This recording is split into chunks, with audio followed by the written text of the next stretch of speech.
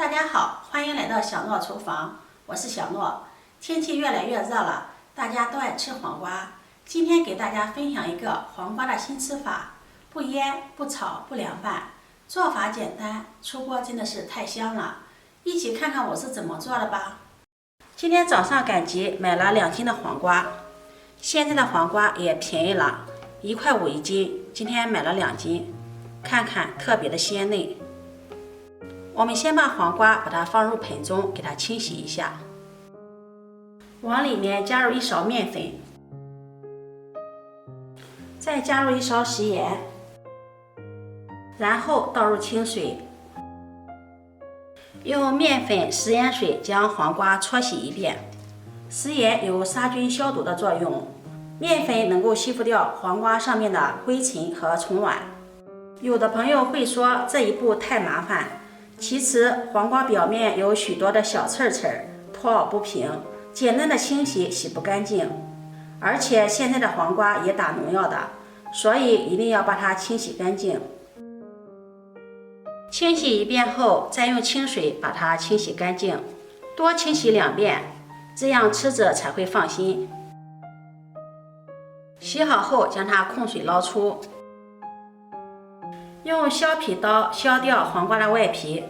黄瓜的营养丰富，含有丰富的蛋白质、维生素 B2、维生素 C、维生素 E、胡萝卜素、钙、磷、铁等营养成分，具有清热解毒、健脑安神、减肥的功效。特别是夏天，经常吃黄瓜，对身体的好处非常多。削好的黄瓜皮，把它装入盘中备用。黄瓜呢，再把它切成5厘米长的段，然后再给它对半切开，再改刀切条。切好后装入盘中备用。再把黄瓜皮放到破壁机里，加入200毫克的清水，盖上盖子，点击果蔬键把它打成黄瓜汁。打好后倒入面盆中，往里面加入4克酵母，5克白糖，促进酵母的发酵。用筷子搅拌均匀，搅拌至酵母、白糖溶解。然后再分次加入300克的面粉，边倒边搅拌，一直把它搅拌至没有干面粉颗粒了，呈这种粘稠的糊状。再给它多搅拌几下，搅拌至面糊上劲儿。像这样搅拌至面糊细腻，像这样就可以了。然后盖上保鲜膜，找个温暖的地方，让它醒发至1.5倍大。趁这个时间，我们准备1把红枣，把它放入大碗中。再准备1把葡萄干放入大碗中，加入1勺食盐、1勺面粉，少许的清水将葡萄干、大枣打湿，然后用手抓拌均匀，让大枣和葡萄干都裹上一层面糊水。大家都知道，大枣和葡萄干上面有许多的褶皱，里面的灰尘很难清洗干净。面粉呢有很强的吸附性，可以很好的把灰尘杂质给它吸附干净。而食盐又有杀菌消毒的作用，用食盐和面粉能够很好的把红枣、葡萄干清洗干净。抓拌至有些粘手，再加入清水，把红枣、葡萄干上面的面粉给它清洗干净。洗净后将它控水捞出，再放入另一盆清水中，把红枣和葡萄干清洗干净。多清洗几遍，直到把清洗红枣的水变得清澈了。然后把红枣、葡萄干控水捞出。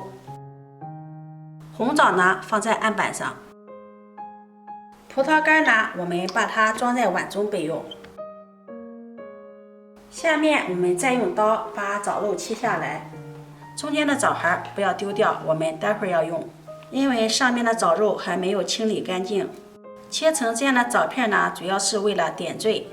让做出来的成品更加的好看。枣片切好后装入盘中备用。现在再把侧面的枣肉给它切下来，这样枣核去掉不要就可以了。全部切好后，再将它切成红枣碎儿。如果觉得红枣碎大些的话，再给它剁一剁，把它剁得细小一些。剁好后，把它收入盘中备用。这会儿我们的面糊也醒发好了，看一下满满的一盆了。看看这颜色特别的漂亮，碧绿碧绿的。用筷子搅拌一下，里面满满的蜂窝组织，像这样就醒发好了。把我们切好的红枣碎加进来，用筷子搅拌均匀，顺便给面团排排气。现在就能闻到一股淡淡的清香味，特别的好闻。搅拌均匀后，先放在一旁备用。接下来我们准备3个小碗，在碗里面加入食用油，用刷子给它刷均匀，这样能够防粘，脱模的时候比较好脱模。在碗底再放上我们洗好的葡萄干，再放入我们调好的面糊，面糊不要放得太满了，8分满即可。用勺子将它整理平整。我们在用勺子整理的时候，面糊粘勺子的话，可以在勺子上面刷上一层油，这样在整理的时候就不会粘勺子了。然后把它放到蒸锅里，盖上盖子，2次醒发10分钟。这时候面糊已经2次醒发好了，满满的一碗了。我们再把切好的红枣片转圈的摆在上面，绿色的面糊搭配上红枣片，颜色特别的漂亮，像花儿一样。上面再撒上一点白芝麻，点缀增香。然后盖上盖子，大火烧开，水开后计时，蒸30分钟。时间到，关火，焖5分钟，再打开盖子。时间到了，我们打开盖子，哇，太漂亮了！用手按压一下，特别的蓬松暄软。看看这颜色，一股淡淡的黄瓜清香扑鼻而来。然后我们小心的把它取出来，放在案板上，给它稍微的晾凉。稍微放凉后，我们给它脱模，用手给它扒一扒碗的四周，然后给它倒扣脱模。看看底部也是特别的漂亮，按压一下，特别的蓬松暄软。